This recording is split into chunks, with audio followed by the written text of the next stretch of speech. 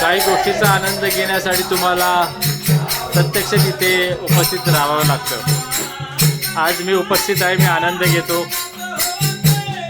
तुम्हाला आनंद मिळेल का नाही माहिती नाही, पण मी नक्कीच आनंदी होणार आहे.